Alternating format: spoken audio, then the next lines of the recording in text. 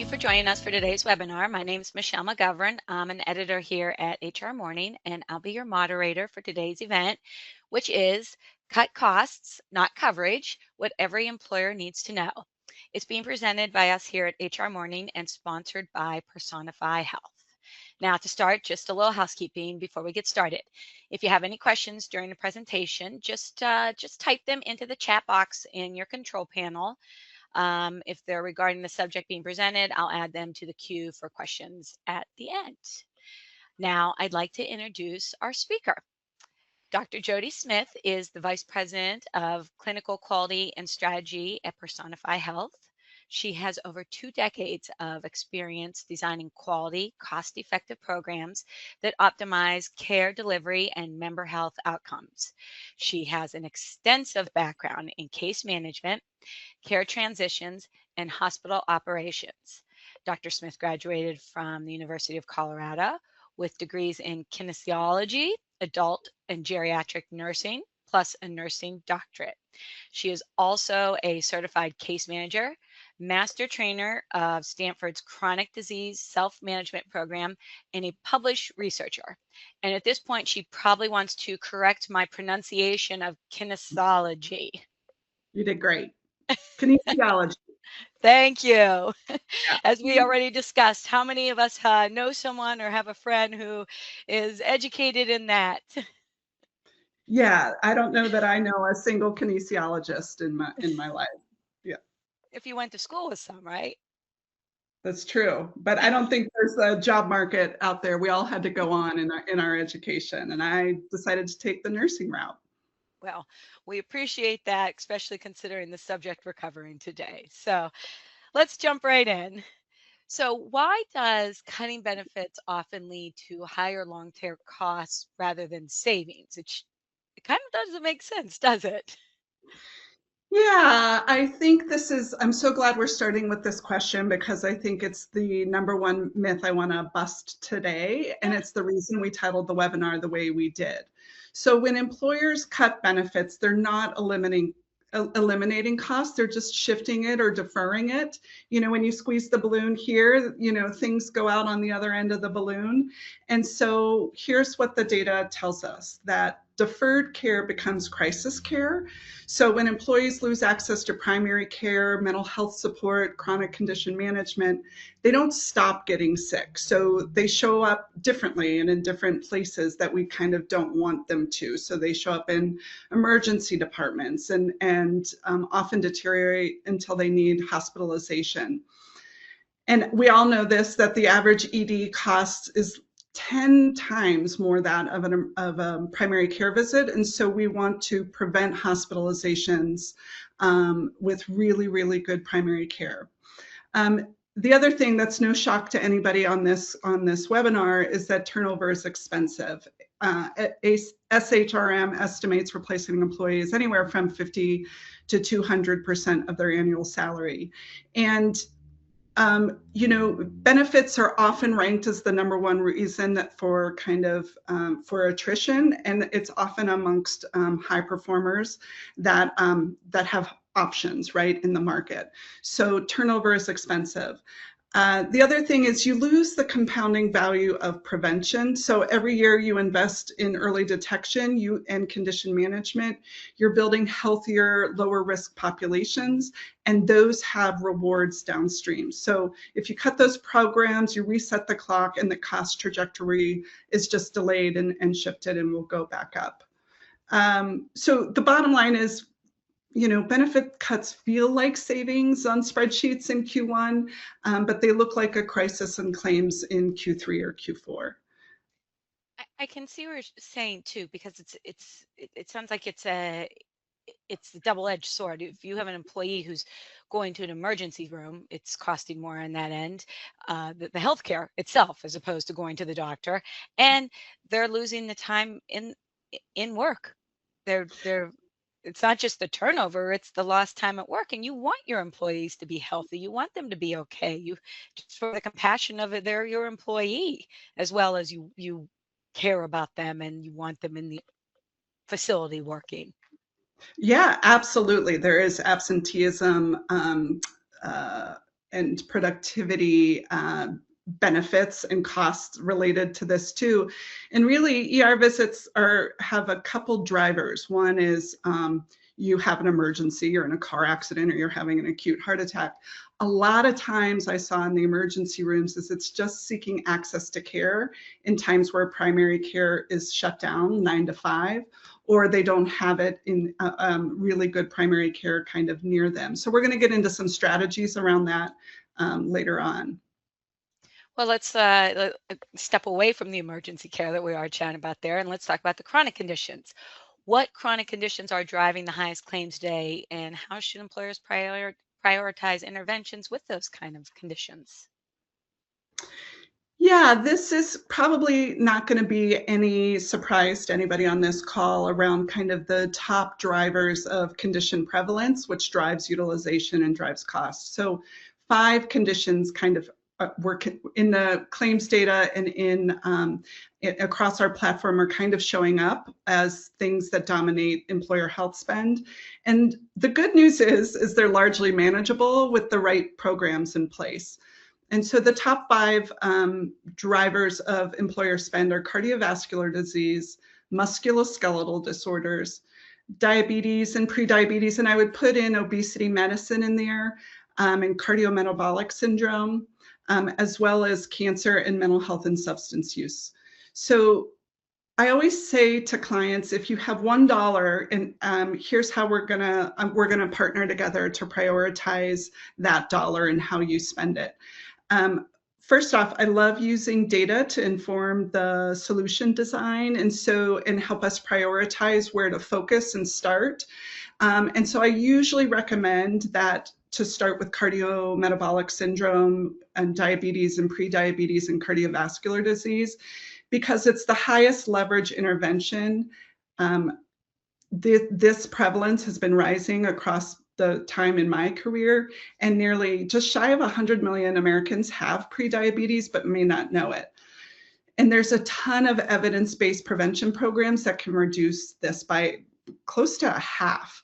And that's really intensive lifestyle behavior changes, coaching, and supports. So for your population, focusing on cardiometabolic syndrome, it's kind of your highest, biggest bang for your buck and the biggest modifiable risk. I always tell people to not underestimate musculoskeletal, just from a volume standpoint. So we all have 2 hips, 2 knees, 2 shoulders. And so back and joint conditions are the #1 driver of absenteeism, short-term disability, procedures, injections, et cetera. So there's so many cool, awesome centers of excellence and digital first physical therapy that have really incredible outcomes when supporting people with joint pain. So musculoskeletal is a great place to focus. And then mental health to me is just table stakes and should be integrated in all that we do in physical care. And so mental health and depression is a comorbidity attached to a lot of cardiometabolic disorders, and untreated depression and anxiety costs employers a ton. And so please also consider including mental health. And then I said it in the beginning, I'm going to say it again, to use data to inform your solution design. So prioritizing by prevalence in your population, things that are modifiable. So we're not talking about rare genetic conditions here. We're talking about really lifestyle-driven, modifiable conditions. And because there's a plethora of evidence-based interventions that we can attach to that condition and improve health outcomes. I was thinking as you were describing them that those chronic conditions really don't discriminate. They're running across age, gender, any kind of demographic. So it really could be any population amongst your employees that that you can help address. I assume through education to start at least. Yeah. Yeah, 100%. I think what we see at Personify Healthy employers winning in chronic condition management space, they're not trying to solve everything at once. so they're not trying to boil the ocean, but I think the ones that are winning are using data to inform their solution design and picking 2 or 3 conditions. And then we have built at Personify Health coordinated care pathways dedicated to putting the right people on the right path for the right reasons. And to your point, it's inclusive of education and coaching and connected devices and our point solutions in that space. So, and then just to put a pin in this one, just measure relentlessly. Keep track of engagement and health outcomes, and measure and remeasure and keep measuring. Right. And the hope is the employees are as engaged with it as you as they possibly can be, right? Yes. So, what role do primary care, early detection, care navigation play in avoiding the high cost claims then? That's a great question. There's 3 things kind of that I consider and partner and strategize with our clients as first line of their financial defense, and they're deeply connected. I have a deep rooted belief system that primary care is the foundation of everything. So they are the captain of the ship. And so employees with consistent primary care relationships have a lower total cost of care.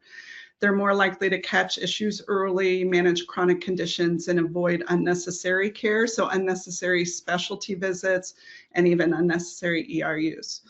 So, but access is becoming a growing problem around primary care access. And so there's primary care deserts and long wait times and cost barriers that all drive avoidance. So employers who invest in a great network to wrap around their employee base, but also who invest in enhanced primary care access, whether through on-site clinics or digital primary care, pretty consistently see 10 to 25% reductions in downstream costs. So primary care is foundational.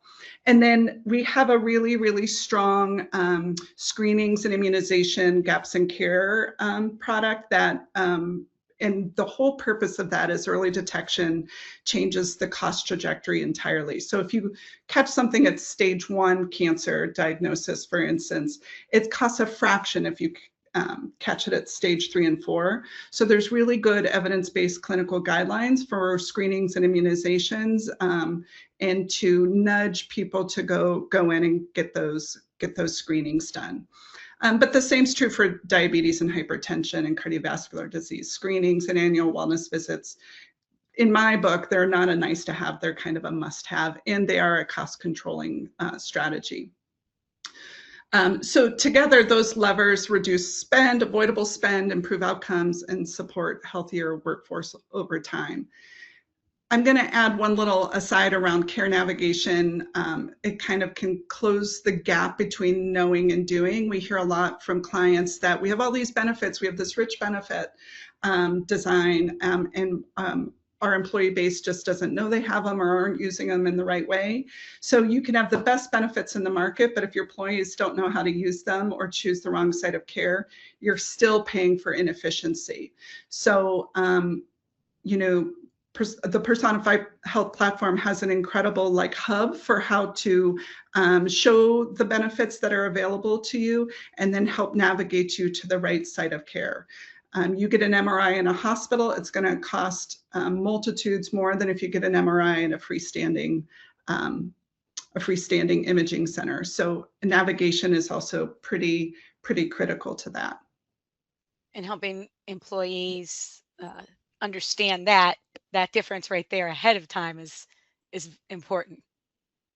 100%. Yeah, before the cost occurs, if you can get them to the right level, get them the right care at the right level, it's really vital to coordinating the care and supporting your employee base in getting the right care for the right reasons.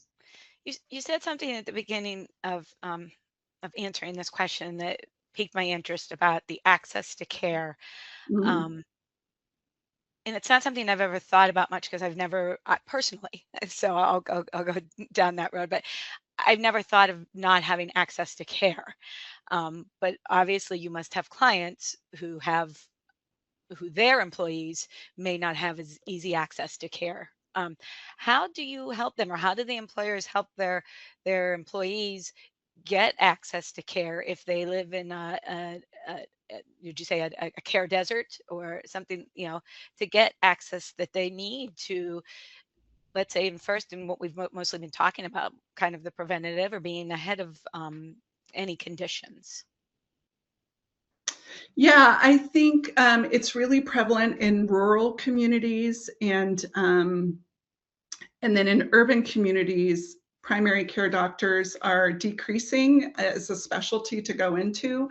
And so you can have very, very long wait times. So what I see incredible success is in digital primary care or telemedicine or tele-urgent care, where the vast majority of conditions that show up can be treated or as a first line pass, kind of through the tele-channel of receiving care. So you get a really good clinician on the line that can hear your symptoms and then ask you, like, do you have a fever? So get the objective data. And then they can do kind of a clinical diagnosis over the phone. And they can even order labs and drugs. So I think that digital space is such a key piece to the care delivery system that helps access to care for those hard to reach populations, and even like timeliness of care if your primary care market is saturated. And then people are more likely to pursue care if they know they can at least get it more quickly that way, rather than Yeah, just and blow it off, so to speak. yeah, and easily, you can join by your phone on your lunch break, and Yeah. get some answers instead of wait till 5 p.m. The primary care clinic's closed, then you go to the ER, you have to wait for 3 hours. The cost is exponential. I mean, it really plays an incredible role in the care delivery system. So now we've gotten to the point that hopefully our employees are going to pursue their health care. So how can the employers measure the ROI of prevention-focused benefits and proactive health strategies like we've discussed? Yeah, so ROI is a CFO question, so it deserves a little bit of a CFO level answer. And I think that there's several categories of metrics that matter. So, and I'm going to say clinically, that leads to the financial outcomes we seek. So the leading indicators, early signals, and things that I recommend our employers do in scale is biometric screenings, and so we can measure participation rates in that, as well as annual wellness visit completion rates, chronic, if you have a condition, chronic condition program enrollment, and benefits utilization by tier, and so risk tier. So low risk versus a high risk, they need a little bit of a dosage of things to participate in. Then like 6 to 18 months after we get going, the intermediate outcomes that I'm seeking and looking at clinically are a reduction in those high risk biometric values. So is the A1C and blood pressure and BMI trending in the direction we're aiming for?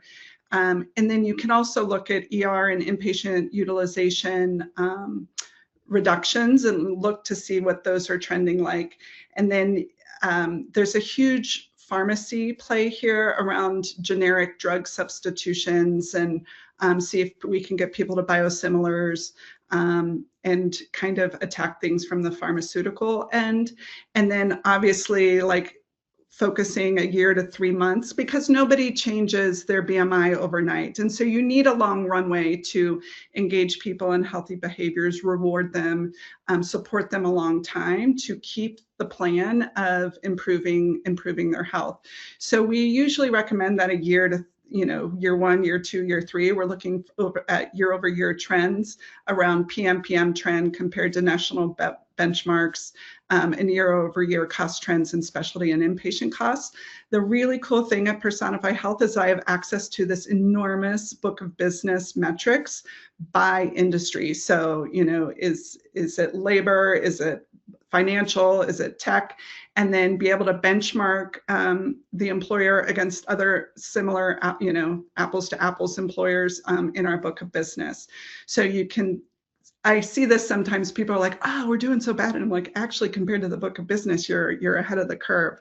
And that doesn't mean we stop doing it. We just stay the course and double down on investing in those high risk biometric populations. Yeah, so the financial outcomes are kind of a later thing that we're looking after we're keeping our finger on the pulse of those trends. And then, yeah, a few practical recommendations. I mean, that's just how we report out on things. Is just we have to establish a baseline before launching new programs. So you need a before to be able to prove the after. And so that's why I highly recommend incentivizing our health risk assessment and a biometric screening. Then we can tailor and personalize the care to the individuals versus like a peanut butter spread of one size fits all approach. And then we use a match comparison group when possible to isolate program impact. So those are some things that if industry benchmarks and our book of business suggest well-designed, that are showing us well-designed prevention and chronic condition programs, they're yielding around like $1.50 to $3 PMPM in savings of dollar invested. So there's strong ROI improving over a 3 to 5 year horizon. Who knew health was industry specific in some cases? Yeah. I mean, I think if you're a truck driver for a company versus you're sitting at a desk for 50 hours a Yeah, week, you have different drivers to your health, right? yeah. Yeah. I've covered the HR industry for a long time. That's why one little statistic I'd never heard before. So that was interesting to hear. Yeah. And even geographic differences too. The Southeast has very different healthcare utilization patterns than the Northwest. It's fascinating. I can imagine, and I would guess maybe weather could play into that too. And I often see the annual showcase of cities, the healthiest cities that there are, and access to, I don't know, parks and recreation. People tend to move more in certain cities, things like that. But there's far more factors involved in our overall health than just whether you move or not. Right. So Absolutely. So, what are better alternatives to benefit cuts that maintain or improve benefit quality while controlling the spend?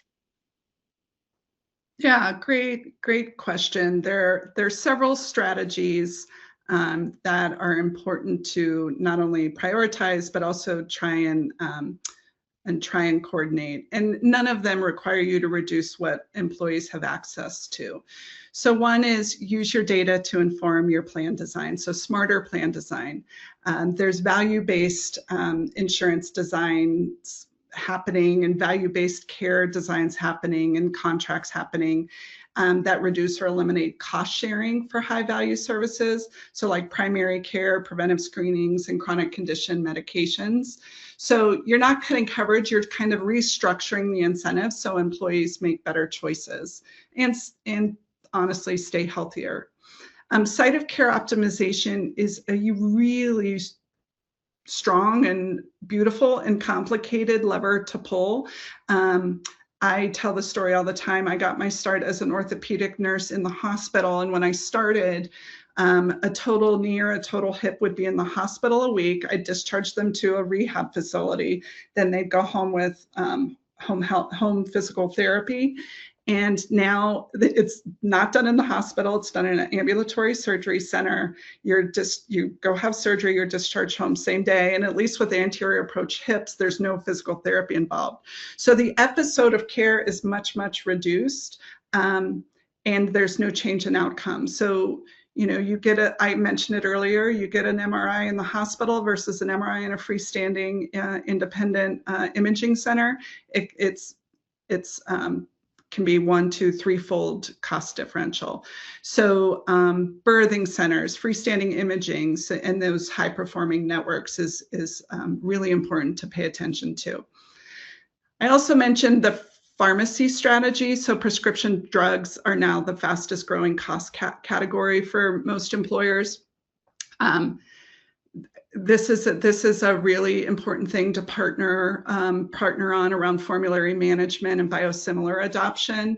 I'd be considering some specialty drug carve-outs and transparent PBM contracting. Doing those things can generate about 10 to 20% savings without reducing therapeutic access. It's kind of the first time in my career I've seen what's been happening in this pharmacy strategy or the prescription drugs cost driver to high cost claimants.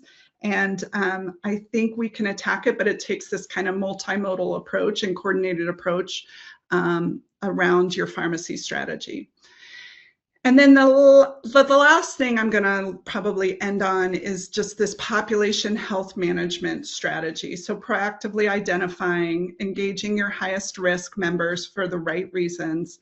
And you're doing that to prevent the downstream high cost claims. So it's far cheaper to screen them, segment them and risk tier them, and then apply lifestyle behaviors, clinical navigation interventions upstream.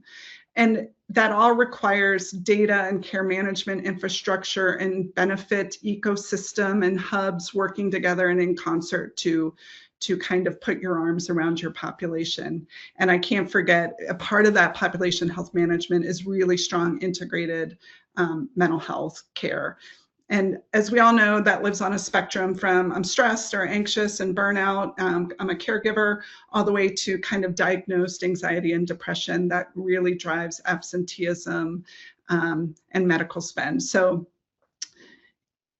integration of all those strategies drives better outcomes and ultimately lower cost spend, lower total spend. And so it's really, really important to just have that common thread weaving through all of it, that if you invest upstream, you avoid costs downstream. And that's, how we're all going to hold the line on spend without compromising the benefits your employees depend on. Yeah, I don't think we can talk about healthcare, health benefits without, as you said, bringing in the mental health side to it these days. So it's a very important element. And now that concludes what I had to ask you, but we do have a couple questions here from viewers that they've emailed into us. And I think this first one's really going to kind of really tie into what you were just talking about there at the end. And I think it's something that a lot of people are curious about. But how can digital health tools, which everybody is trying to use more of these days, but how can they support ongoing disease management and patient engagement? Oh, I love that question. Digital tools are the most effective and the coolest thing in my career as a nurse to be able to engage and reach people where they live, work, pray, play. And,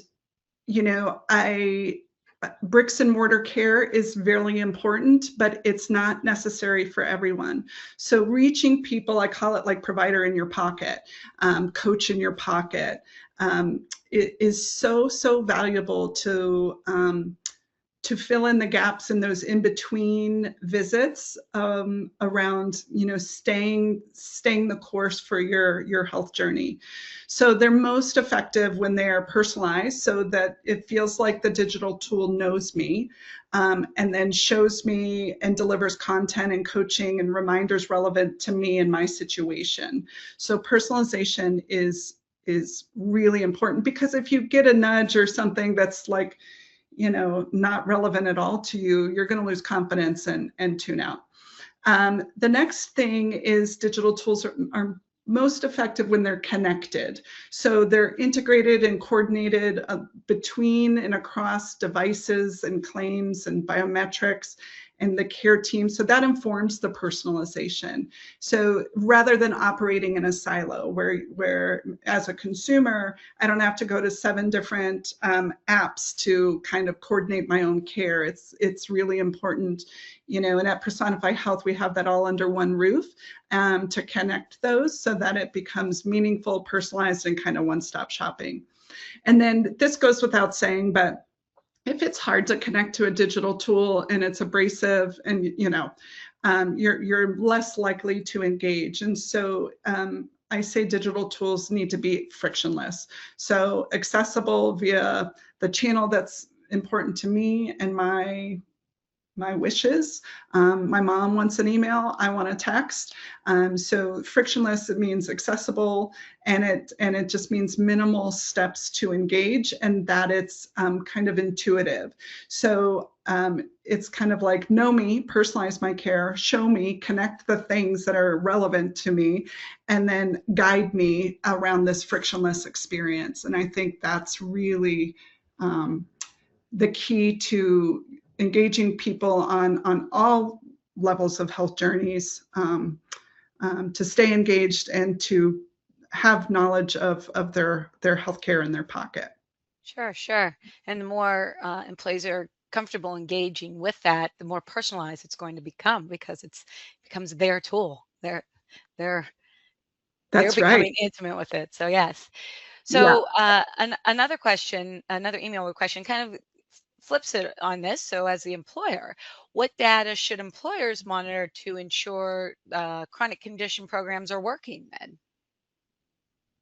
Yeah, I don't think there's any kind of like new sparkly thing out there around engagement. Enrollment engagement rates are paramount. They are kind of the primary thing we're looking at. So enrollment engagement rates, and like I said, just getting to people in a channel that's meaningful to them. So and are they enrolling, engaging in the right people in the right program? So it's kind of all under one umbrella of enrollment engagement rates.